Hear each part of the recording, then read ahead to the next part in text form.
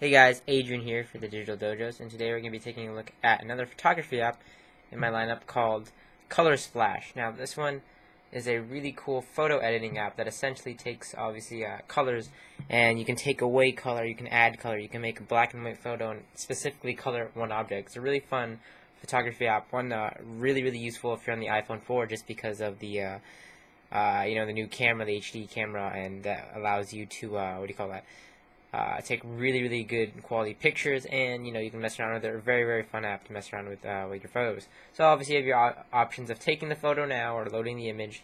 For the sake of the video, I'm just going to take a photo now, and I actually have an Xbox controller sitting here right behind.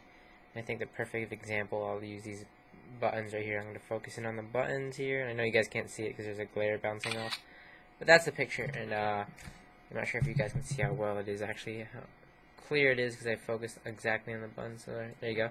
I'm going to say use. Now what it's going to do is it's going to drop it in here in a sepia type look. So it's going to say you can save the photo or don't save, whatever. I'm just going to say don't save for this purpose of the video. It's going to give it that sepia look, that black and white look, where basically here you can choose from your two tools up here for if you want to add color or if you want to add, black and white, obviously. So I'm going to add some color here. Now the great thing is here you have your options, like I said, color, and sorry, you guys may not be able to see that earlier. Color and gray, you can choose, and actually these are your tools for the drawing, on how you want to draw. Actually, I'm not positive on the difference. I think there's a difference in color when you use one or the other. Here you can change your brush size, and you can have this kind of like a radial, what do you call it? You got like a blur one, a solid circle, and you have multiple choices of what type of a brush you want to use. Your settings are you click here. You can start a new session, save an image, save a session. So it's actually really nice. You can save a session in progress if you're editing a picture and you don't get finished. That's just really nice. Invert color. You can change this if you want to. So if you don't want it to be what do you call that, gray, you can in that case I do want it to be gray. So. And you can look in here for settings. You can do a brush size slider if you want that on or off, a brush tip visible if you want to be showing when you're drawing over, and automatically rotate, etc.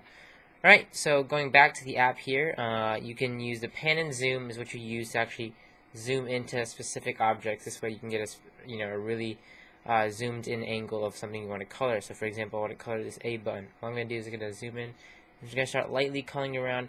And at first I know you may say, your finger is not the perfect tool for this because, you can easily go off the edge, or, it's kind of like coloring inside, if you remember when you're little, coloring inside the lines. You don't want to color, obviously, anything outside this A button, but it's actually really accurate on kind of telling exactly where your finger is going and what object you're actually trying to color.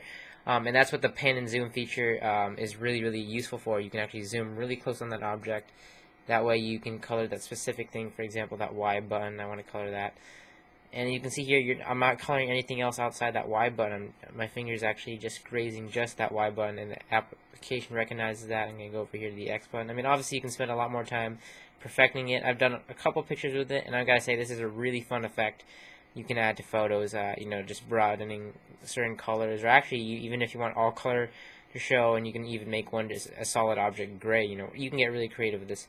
So from there you can see, I don't want to pan and zoom too much here, so zoom back in. You can see the controller is, I'm sorry, there's a glare there.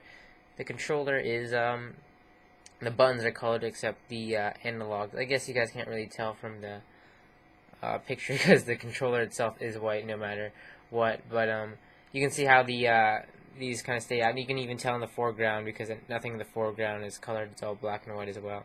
So it adds a really cool effect. And again, like I said, you can change the brush tips if you want to, change it up like a solid, and I can add color right here. Maybe you'll notice if I draw a color right here. So there you go. If I draw a color right there, you notice more. You can see it's standing out compared to the grayness. And again, if you want to color back over, you can color back over with the gray and make everything black and white again. So it's a really fun app to play around with. I believe it is 99 cents in the App Store. I believe, if I'm not mistaken, that's how much I got it for. I'll leave the link and the price in the video description. Definitely worth the download if you're a mobile photographer with your iPhone, or even the newest iPod Touch. Really a thumbs up, guaranteed download if you are a user of the camera and you just want a great, fun little application to edit your photos. Obviously, you only have this one color splash technique, but it is one of the great apps to have in your photo arsenal. Anyways, guys, Adrian here for Digital Dojos. Hope you enjoyed this review. Definitely check it out if you're interested. Again, color splash. Alright, guys? Thanks for watching.